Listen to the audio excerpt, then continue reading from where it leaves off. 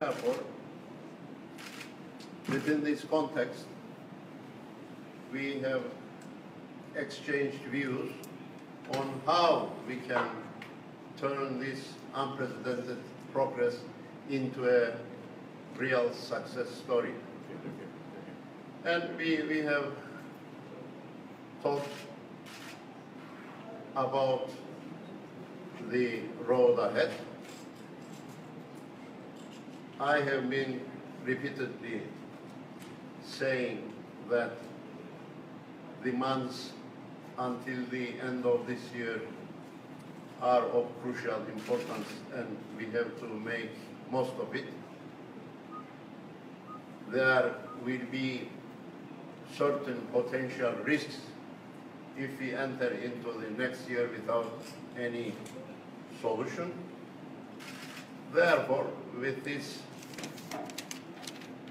ideas in our minds, we had a good meeting, and I hope that tomorrow's meeting will also be good.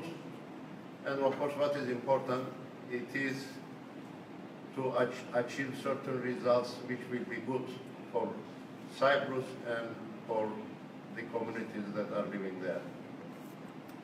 So I believe that this meeting and hopefully tomorrow's meeting will be very important in the sense that it will pave the way, or it will show the way, it will indicate the way which will be a way which will carry us to the long-awaited final conclusion of a 50-year problem which exists in Cyprus. President, can I ask a question, please? Great. Before leaving Lefkoşa, two leaders with Mr. Ayda has announced that you want to have more personal engagement from the UN Secretary General. Can you elaborate what this personal engagement means? Are you thinking of holding another meeting with Secretary General after New York? How this engagement will be, because Secretary General is going to end his term, as you know, at the end of 2016. Thank you. The Secretary General made it very clear that he will be ready to assist in any way the two sides wants him to act. Therefore, he reiterated his personal commitment to our process, and he will be available anytime during this last phase of his tenure, and he will be willing to assist us in any way that we expect from him. Rica etsem birkaç kelime Türkçe açıklama alabilir miyiz? Tabii. Şunu söyledim biraz önce İngilizce olarak. Sayın Genel Sekreterle yararlı bir görüşme yaptık. Kendisinin son açıklamalarından birinde bizzat söylediği bir ifade hatırlardadır. Demişti ki örneği olmayan bir ilerleme sağlanmış durumdadır. Eşsiz bir ilerleme sağlanmış durumdadır. Kıbrıs sorunu bağlamında müzakerelerde bu örneği olmayan, eşi olmayan ilerlemeyi şimdi bir başarıya dönüştürme çalışması içerisindeyiz. Önümüzdeki süreci nasıl gördüğümüzü, bunu nasıl programlamamız gerektiğini konuştuk.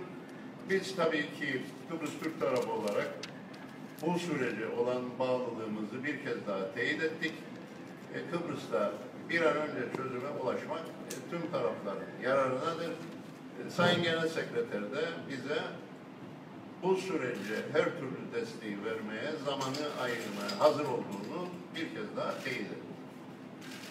Dolayısıyla yarınki toplantıdan da olumlu bir ortam içerisinde ayrılacağımızı umut etmek isterim. Bütün hedefimiz her iki lider olarak da daha önceki açıklamalarımızda vurguladığımız gibi Genel Sekreter de aynı kanaatini sürdürüyor. 2016 yılı çıkmadan politik bir sonuca ulaşalım. Tekrar ediyorum, yanlış anlaşılmalara meydan vermemek adına teknik bir takım konular, elbette bazı yasaların hazırlanması, kurucu devletlerin anayasalarının hazırlanması gibi veyahut da uygulamaya ilişkin bazı teknik ayrıntılar 2017'ye de sarkabilir. Ama bütün altı başlıktaki politik kararları vermiş olarak 2017'ye geçmemiz lazım. Bunun ne kadar önemli olduğunu bir kere daha altını çizdik. 2016 evet. Bitmeden bir yere varmazsa risk oluşur dediniz. Onu açayım biraz. 2017 bize ne getirecek? Bir kere yeni bir genel sekreter söz konusu olacak.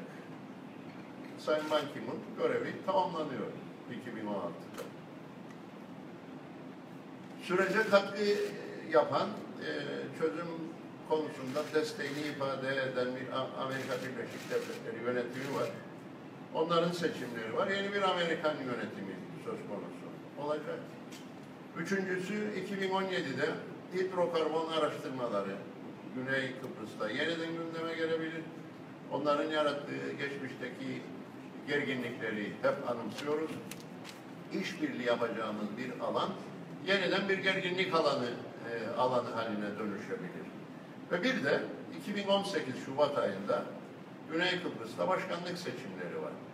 2017'ye Kıbrıs'ta çözüm olmadan girdiğimiz takdirde pardon, o zaman 2018 Cumhurbaşkanlığı seçimlerinin propagandalarının başladığına tanıklık edeceğiz 2017'de. Ve şu anda gündemde olmayan başka bir takım bilinmeyen riskler de söz konusu olabilir ama bu saydıklarım zaten yeterli potansiyel riskler.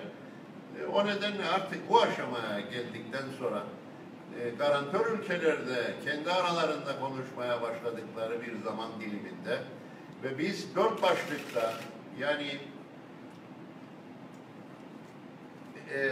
yönetim, güç paylaşımı, ekonomi, Avrupa Birliği ve mülkiyet başlıklarında bu kadar da ileri noktaya gelmişken bir takım sorunlar hala çözümlenmemiş olsa bile bu 4 başlıkta bu kadar ileri adımlar atılmış iken ve diğer 2 başlıkta da brainstorming şeklinde de olsa konuşmaya başlamış iken, garantörler de kendi aralarında konuşmaya başlamış iken bu kadar büyük emeği artık bu yıl sonundan önce sonuçlandırmak gerekir diye düşünüyoruz.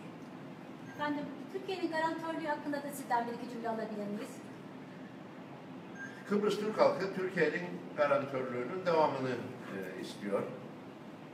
Tabii 1960 ile 2016 yılları arasında geçen zaman dilimi yeni koşulları da beraberinde getirdi.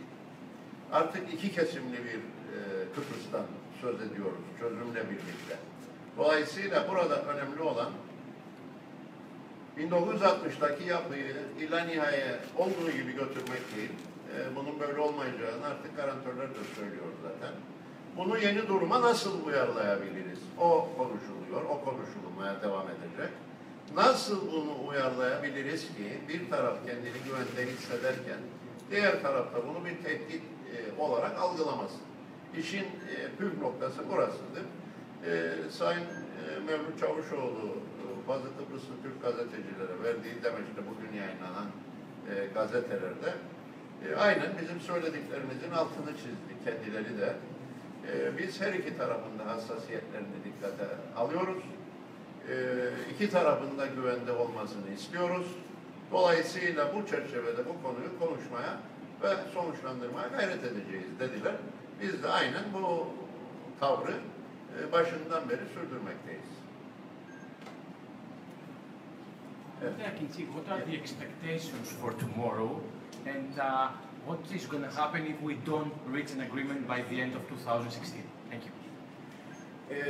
Well, what we expect from tomorrow's meeting is to draft the roadmap, to see how we can continue from now on, and how we can make this unprecedented progress, how we transfer this into a real success story.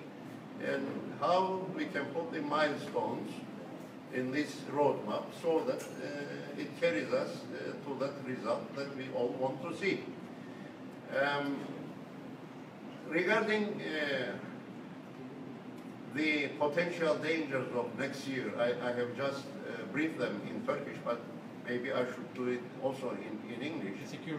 The risks are the following. They are potential, but they are there. One is we will have a new Secretary General that perhaps will not know anything about Cyprus. He or she, whoever is becoming the next Secretary General, will need to learn first his dossier. So that is a time-consuming issue. Second, we will have a new U.S. administration. U.S. administration is important because they are also trying to help achieve a solution in the Cyprus problem. So they will also need time in order to engage themselves into the Cyprus peace process, in order to assist or help in any way that they can. And third is the hydrocarbon issue. You know what kind of tensions it created before? We don't want to see the repetition of all those times that instead of making it an area of cooperation, we made it an area of tension. This may well happen again because we know that there are certain ideas of having new drillings and so on without any agreement on the Cyprus problem. So definitely this is going to create potential tensions. And perhaps the most important one will be what is going to happen in the Greek Cypriot side regarding the presidential elections. We have February 2018, February I think, it's going to be the presidential elections, and the propaganda will start much earlier than that date. Therefore, there are a lot of good reasons why we should try to conclude an agreement by the end of 2016. Mr. Akıncı, thank you. There were a lot that's been said as concerns the guarantor powers. Have you got any indications that the guarantor powers could be withdrawn in order to facilitate the dissolution as soon as possible?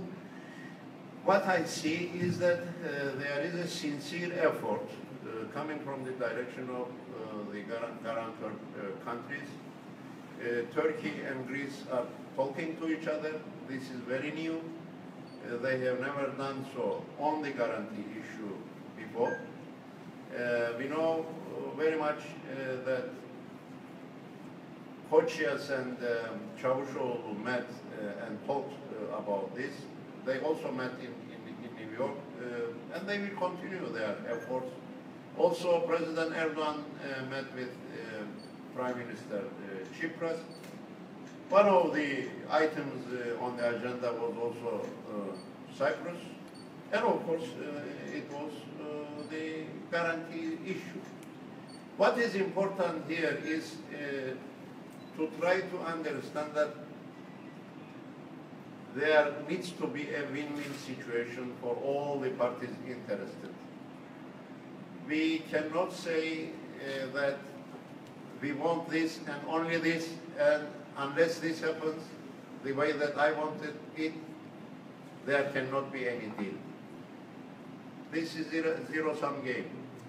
We cannot conclude an agreement along this kind of a thinking. What we will try to do is to try to see the sensitivities of both sides.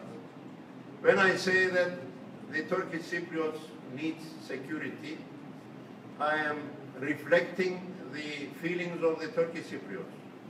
But we need to take certain precautions under that scheme while protecting the Turkish Cypriots, or while creating the feelings of security for the Turkish Cypriots, not to be perceived as a threat for the other community.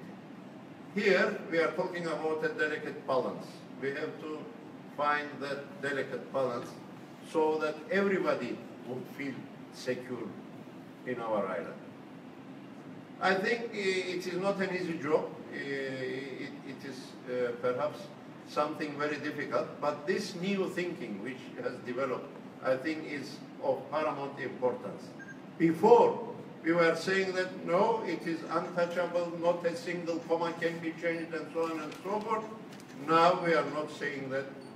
Since the beginning of my office, I have said, and I have repeatedly said, that we need security, that's fine, but our security should not be a threat for the other community. So I think the key word here is empathy, to try to understand the feelings of the other side as well. I am trying to do that as much as possible. I hope that I will have reciprocity, and therefore we will be living in an island much different than today. We have shared the grievances, we have shared the bloodshed, the problems of the past. Now it is high time that we share the prospects, we share prosperity, we share wealth, and we create a better environment, a peaceful, much better environment for our new generation. If you allow me, just very thank you very quickly. much. Will there be a solution in 2016? You still believe that there's going to be a solution? I think if we all want it, we can do it, yes. Okay, thank you, Mr.